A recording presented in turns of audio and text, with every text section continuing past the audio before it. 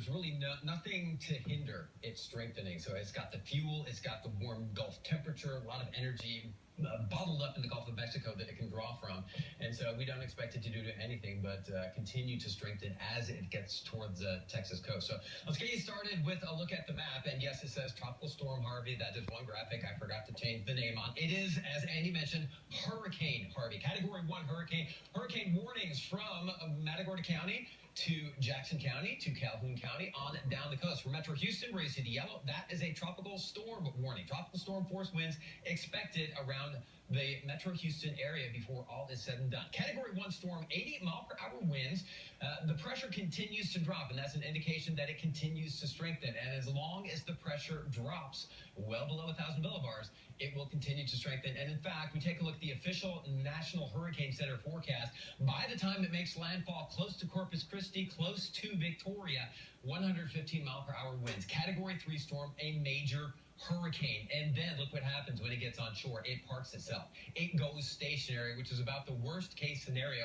And yes, notice Houston is up the coast from it. That means Houston is on the dirty side of the storm. So we're going to see an influx of Gulf moisture. We're going to see a lot of rain over the next several days, beginning this weekend into early next week, because into Monday, into Tuesday, notice this storm doesn't do much. It stays very near the coast, and it continues to pump moisture into southeast Texas. And here's the reason why. We've got high pressure well off to our west, high pressure off to our east. Once this makes landfall, a hurricane tends to go whatever the atmospheric current is. It tends to float like a raft down a river. Whatever the prevailing current is, that's where it goes. And there's no prevailing current. These high-pressure ridges are far enough away that it doesn't steer the storm anywhere. Eventually, it will get picked up and it'll get kicked out, but it's going to take some time. And that's why the storm goes stationary, and that's why flooding is going to be our biggest concern, I think, around the Houston area when all is said and done. The storm looking very symmetrical. The outer bands not quite reaching shore yet, but as time goes on into the day Friday especially, we'll probably see an uptick in that.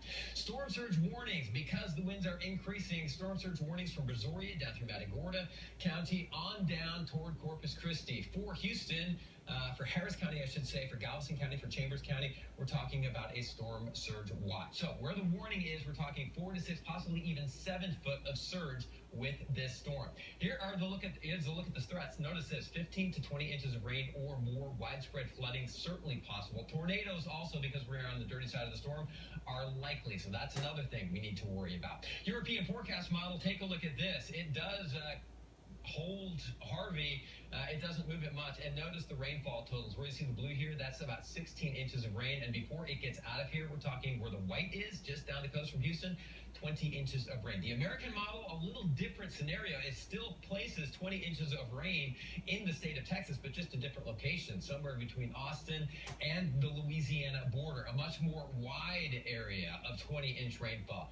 The thing we learned from this is that, well, we don't know exactly where the 20-inch rain is going to be. Most likely it will be somewhere between Houston and Corpus Christi, where the storm hangs up over the next several days. But we're going to have to watch this closely. The only outlier really here is our in-house model, the RPM model. It wants to keep Harvey moving into northern Mexico as we head into the second half of the weekend. This would be the best case scenario, but it is not one that we can count on. So be prepared for gusty winds heading into the weekend, and then flooding rains as we head out of the weekend.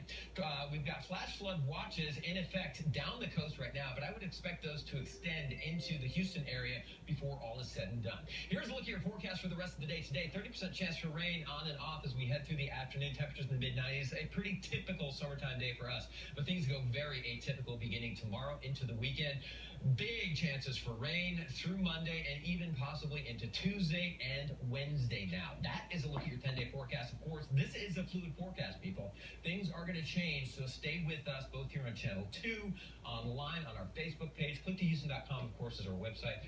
Facebook page, we're going to have updates very, very often as we learn more information about this storm. All right, Eric, thanks so much.